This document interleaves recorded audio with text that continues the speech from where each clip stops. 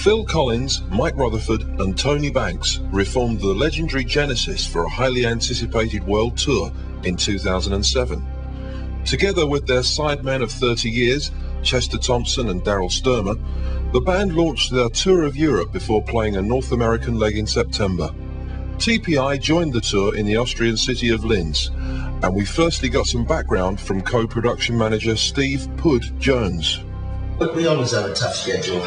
We're doing back-to-backs, on outdoor shows, which normally you should have, a production day, a loading day, but obviously it's down to the schedule of the band, But Phil, I think, basically doesn't want to do that many dates. He said he'd only do 22 because he has his kids, in August, and so that's the reason why, the schedule's like it is.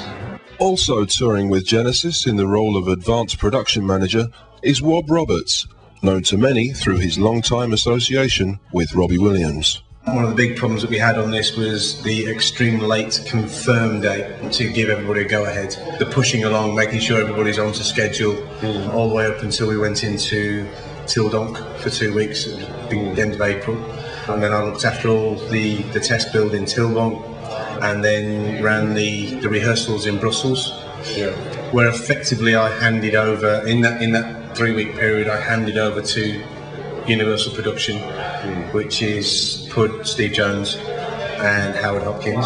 Over to Steve Jones's production sidekick, Howard Hopkins. It is pretty tough and involved, but we've made it where we have 2 advanced teams which help us, so it's not an all one-day loading for us. We have like more than half the lights, probably 65 or 70% of the lights on an advanced day, and then Universal comes in with all the video and the backline and staging.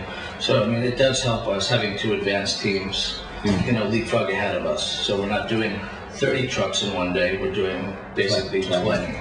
Wob Roberts, it seems, has had his hands very full. I'm still heavily involved because I've been so involved from the from the beginning. I'm still very involved in the day-to-day running of the tour. But my primary role now is running one of the advanced production teams, with Gary Courier running number 2 team on the flip-flop, and also coordinating the stadium shows in America and getting that together. As expected on a tour of this scale, the entourage is pretty sizable.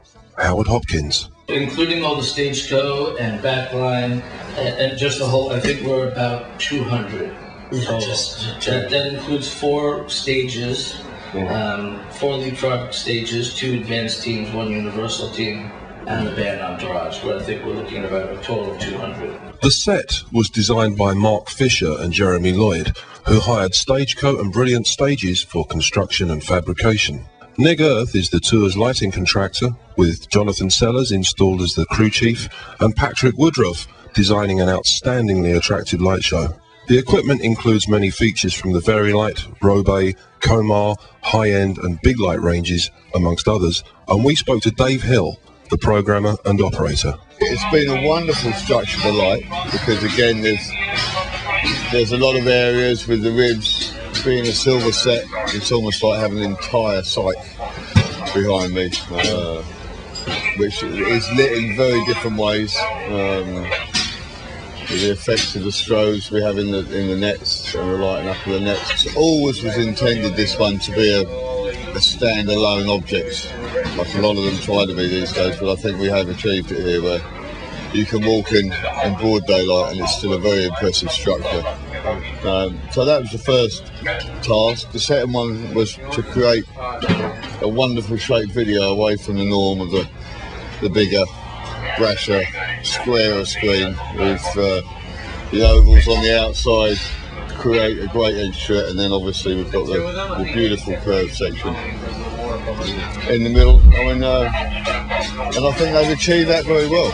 They've achieved what they aimed for there. And then came the pushing the buttons part. Dave Hill's choice of lighting console for this tour is the Grand MA from MA Lighting. It always was the Hog 2 for the last 10 years, 15 years, and now they've got their foothold, and it's a very good desk. It feels strangely a little old, but it's 10 years old already. The Vert is 10 years old, but it's developed well, and the media stuff with it is very impressive. one of their top guys who sat with us through all the rehearsals. MA Lighting. Yeah, MA Lighting. So he stuck with us through the entire 3-week rehearsal period. The show features a couple of impressive pyro sequences, as Nick Tomset of German pyro company FFP explained. Home by the Sea, 9 minutes in, which is flares and strobes which go up in the pods. Basically the pods, see the big lights underneath, start just below the brow. As they start to go up, you've got the 30-second strobes and flares, so you get this red glow going right up the right up to the top of the ribs. And then the second cue, which is the big one, which is at the end of 8 minutes into Invisible Touch. Basically the last 19 seconds, all the pods are at the top, but the PA headers basically just explode with different mines and stuff. Then we have a chase across the brow, finishing up, chasing up and down the ribs with gerbs. And for finale, we've got 110 bombettes, which just shoot up and go bang. We're using Next Effects gerbs and flares, and we also use a German manufacturer called Zinc. We use the Zinc mines and the Zinc bombettes. We use these effects, they're very good, very clean, very reliable.